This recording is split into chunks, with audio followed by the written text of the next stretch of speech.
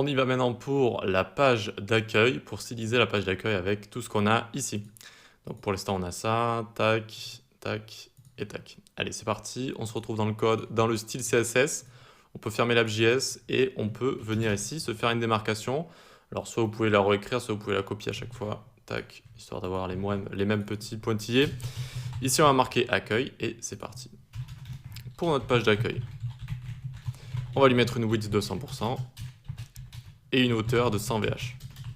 Ok, 100 viewport 8, ça va prendre tout l'espace quand on arrive sur le site.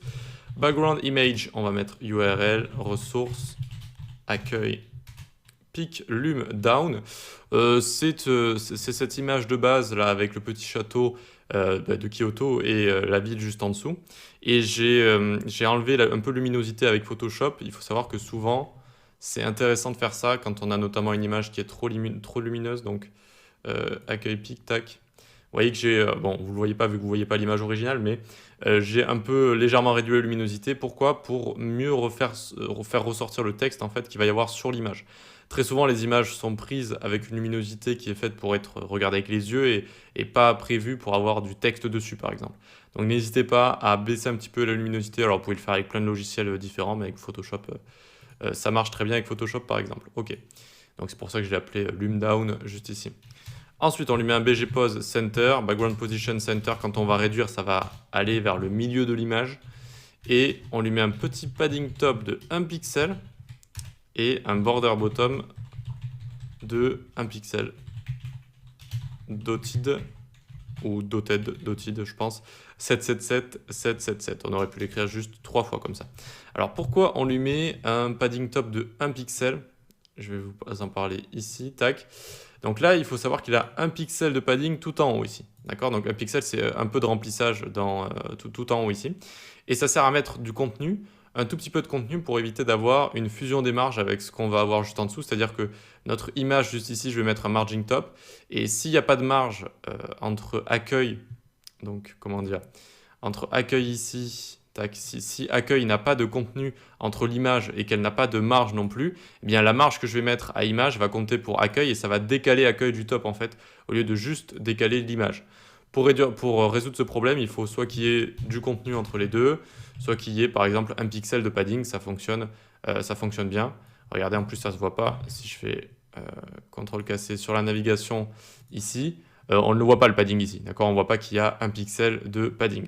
Donc c'est juste pour résoudre le problème de fusion des marges. On l'avait vu dans une vidéo dans cette formation. Il existe d'autres techniques. Il existe d'autres techniques, notamment en utilisant un pseudo-élément, notamment avec Clearfix, etc. Donc vous faites comme vous voulez, mais il y a cette technique du padding top qui peut fonctionner. On se retrouve dans le code ici, border bottom très bien, etc. Ok, on va pouvoir donc prendre notre logo Kyoto. Alors Kyoto ici, tac. Et on va lui mettre border radius 50% pour le transformer en cercle. Une width de 180. Display block pour pouvoir le centrer avec margin. 180 pixels en haut. Auto à gauche et à droite, 0 en bas. Voilà. On peut le présenter comme ça, tout ce qui est margin padding. Si vous voulez 180 pixels en haut, auto sur les deux côtés et 0 en bas, ça peut se présenter comme ça. Et donc là, on a notre logo qui est juste ici, très bien. Et la margin qu'on lui a mis en haut ne va pas s'appliquer à accueil, mais juste à notre élément ici, vu qu'on lui a mis un pixel de padding à notre accueil. D'accord? On évite la fusion des marges comme ça. Et il y en a plein de techniques hein, pour la fusion des marges. Je vous invite à retourner à la vidéo dans la formation si ça vous a un petit peu échappé. Accueil H1, Text Align Center, on le centre. Le font size, on va lui mettre 100 pixels. Ensuite, on va lui mettre un text shadow ici. Donc ça, c'est pas courant. On l'utilise pas souvent, text shadow. Mais ici, ça va être assez intéressant, notamment pour souligner le texte dans le fond, pour encore une fois bien le faire ressortir. 0 sur X, 0 sur Y, des pixels de flou. RGBA noir, donc 0,00. Et 1 ici, j'avais mis 1. J'avais fait des tests et j'avais fini par mettre 1 ici. Donc on a juste à mettre la couleur noire. D'accord? Vu que 1 d'opacité, c'est la couleur pleine. C'est pas un 0, quelque chose, donc on peut juste mettre la couleur noire ici. C'est juste que j'avais fait des tests pour voir laquelle fonctionnait le mieux. La couleur, on peut lui mettre F1, F1, F1, très bien. Et enfin, on va lui mettre margin 10 pixels en haut, 0 pixels 0, 0. Donc juste 10 pixels en haut. Et font family, on va lui mettre Merendia 1 et sans serif. Merendia 1 qui est une police qu'on a importée. Et donc ça nous donne ceci. Et on voit légèrement, vous voyez le text shadow, c'est assez léger, mais ça permet vraiment de souligner découvrir Kyoto ici. Sinon, en fait, le blanc là ne serait pas trop bien ressorti sur le ciel. Blanc sur blanc, on n'aurait pas vu et ça aurait été mauvais. Alors que là, ça ressort bien, c'est assez sympa découvrir Kyoto avec cette petite police d'écriture. Ça fonctionne plutôt bien. Allez, on peut continuer le sous-titre et le bouton. On vient ici, sous-titre, Text Align Center. Hop, Text Align Center, font size 25. Qui soit bien plus petit que le titre, font weight bold, donc gras, bold ça veut dire courageux je crois aussi en anglais, et bold voilà, ça va être le taux élevé de gras. On aurait pu mettre lighter si on veut que ce soit plus light, et ici on va juste mettre bold tout simplement. Ensuite on va mettre color hashtag F1 F1 F1. Pour revenir sur les font weight, on peut mettre bold, on peut mettre lighter, et je crois que si vous mettez lighter ici, il ne va pas y avoir de différence. Suivant les polices d'écriture, en fait, ça va être la police de base, si je dis pas de bêtises, eh bien, vous avez le droit, entre guillemets, de mettre lighter, bold, etc. Certaines polices d'écriture ne vont pas avoir toutes ces nuances-là, elles vont juste avoir, par exemple, le bold.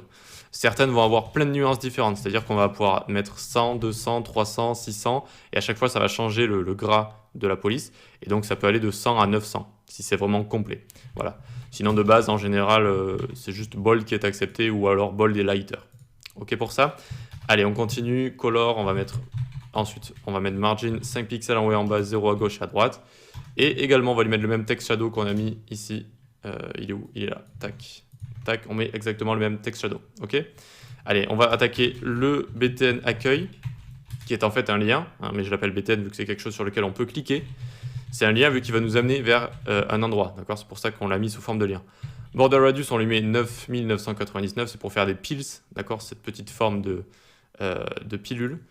Pour ce faire, on utilise 9999.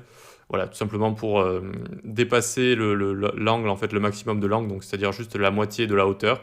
Et donc on met 9999 et ça fait tout le temps cette forme de pilule, en fait, tout simplement. Hop, ensuite on vient juste en dessous, on met background crimson.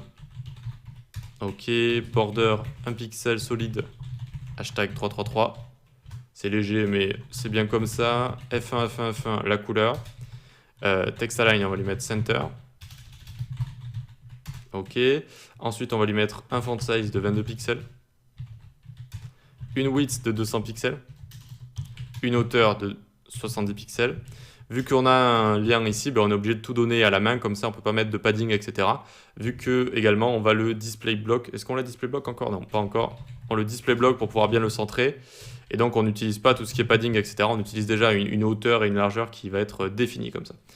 Line 8, pour centrer notre texte à l'intérieur, on lui met exactement la même chose que la hauteur, 70 pixels. Text déco, on lui enlève. Voilà, ça prend toujours beaucoup de propriétés, hein, les liens et les boutons. Margin 30 pixels, auto 0, enfin surtout les boutons. Cursor pointer. Transition. All 0,2 secondes, easy out. Voilà, nickel. Et ensuite, on va faire une petite animation, vu qu'on a mis cette transition. BTN accueil over quand on va le survoler. On va changer la couleur, on va mettre RGB 177 036. Et la couleur, on va mettre hashtag FFF comme ça. C'est bon, on a terminé. Alors les propriétés une à une, elles sont pas très compliquées à comprendre, mais voilà, il faut un ensemble de propriétés pour faire un bon bouton. Et donc ça nous donne ceci. Ça nous donne un petit bouton avec une petite animation quand on va le survoler comme ça, qui est assez sympa. Donc on reste dans le thème, on a une palette de couleurs définie. Je vous montrerai comment choisir des palettes de couleurs également, ou plutôt comment choisir les couleurs de votre site plus tard quand on sera dans la partie design, avec des petits outils notamment sur le web. Ici, en fait j'ai commencé par trouver cette image qui était assez sympa. Et notamment, on voit il y a du sombre, il y a du rouge. Et donc je me suis dit, on va suivre ça sur tout le site, avec notamment le fond de la navigation qui est en sombre comme ça. Et puis tout le site qui va suivre comme ça avec les mêmes couleurs. Ok? Allez, on peut continuer tout ça. Maintenant qu'on a fini ça, il va falloir faire les media queries. Donc pour ce faire, les media queries, on est sur du desktop first. Donc on part de grand écran, on baisse, on baisse, on baisse, on baisse. Et on voit qu'à partir de 850, j'avais commencé ici. Donc à partir de là, 850, on va commencer à baisser tout ça. Et voilà, pour toujours rester avec des dimensions correctes pour ce qui est tablette et téléphone. Donc c'est parti pour le premier média @media screen and max width. Donc à partir de 850 pixels, on met accueil. Tac, on va lui baisser l'accueil, c'est à partir de 100 VH à 8 650 pixels. Ensuite, on met un logo Kyoto. Le logo Kyoto, on va également le rapprocher du top, donc en lui mettant margin 120 pixels, auto 0. De base, il est à 180 pixels, là on met 120, donc il sera plus près du top. Ok, ensuite, point accueil H1, le titre, ben on le réduit. Voilà, c'est pas très compliqué. On réduit le sous-titre, pareil, on va le réduire un petit peu, 23 pixels. Et enfin, le bouton BTN accueil. On lui met une width de 150 pixels, une hauteur de 50 pixels. Et on modifie également la line 8 pour que ce soit toujours raccord. Et le font size de 18 pixels. Et pour terminer, margin 15 pixels en haut, auto 0. Voilà. On essaye tout le temps de garder juste les propriétés qui changent dans les media query parce que ça peut être, comment dire, quand on commence à essayer de les changer, etc., souvent on peut copier le bouton et on le colle comme ça et on se dit, ok, qu'est-ce qui va changer, width, etc. Donc on commence à le changer, mais au final on laisse toutes les propriétés, ça c'est mauvais. Ça alourdit vos pages, ça rend les choses plus compliquées à comprendre, etc. Donc on essaye toujours d'avoir juste les propriétés qui changent dans nos media query. Donc normalement là on devrait voir la différence. À partir de 850 pixels, hop, hop, hop, hop. Ok. Allez, on continue. On va descendre encore en dessous et même jusqu'à 400 pixels, j'ai mis. Hop, oui, parce que j'avais vu en fait si le H1 descendait comme ça, mais ça rendait bien. Des fois, quand c'est pas des longues phrases et qu'il y a juste deux mots comme ça, découvrez Kyoto en colonne comme ça, c'est plutôt correct. Et donc, je me suis dit que le prochain breakpoint allait arriver à 400 pixels, donc à partir de à peu près ici. Donc, on peut se prendre, tac, juste tout ce qu'on a au-dessus, vu que c'est à peu près la même chose qui va changer. Voilà, on change ici le breakpoint, 400 pixels maintenant. Donc la hauteur, ce sera 550, on s'adapte à tout ce qui est portable, etc. 550 pixels. Ici, logo Kyoto, ça va prendre 110 pixels en margin. Et on va également réduire ce rond un petit peu, donc on réduit width, donc 150 pixels. Ensuite, font size, on va mettre 35. Le sous-titre, on va lui mettre 20. BTN accueil, on va lui mettre une width de 130 ici, une hauteur de 45. Une line 8 du coup de 45 également. Ok, et le font size de 16 ici. Le margin, on n'y touche pas. Ou la marge plutôt, la margin. Logo menu, on va lui mettre top 15 pixels. Et width 40 pixels. Alors oui, c'est plus dans la navigation ça d'ailleurs, c'est plus dans la navigation. Mais bon, on peut le laisser ici, c'est plus dans la page d'accueil également, donc c'est plutôt correct. C'est juste en fait regardez, hop, on va légèrement réduire notre logo en haut à droite, hop, pour qu'il soit un petit peu plus petit. Donc là, on imagine qu'on arrive sur une page en mode portable et que ça fonctionne très bien. Et regardez, on peut aller jusqu'à 320 pixels, qui est le plus petit, la largeur la plus petite envers laquelle vous devez créer des media query. D'accord, ça doit être responsive jusqu'au minimum de 320 pixels. En dessous, voilà, c'est pas très grave, c'est trop petit. Voilà, donc Mobile Ace ici, les plus petites largeurs de téléphone, ça va être 320 pixels. On voit que ça fonctionne très bien, c'est super correct. On peut passer à la suite.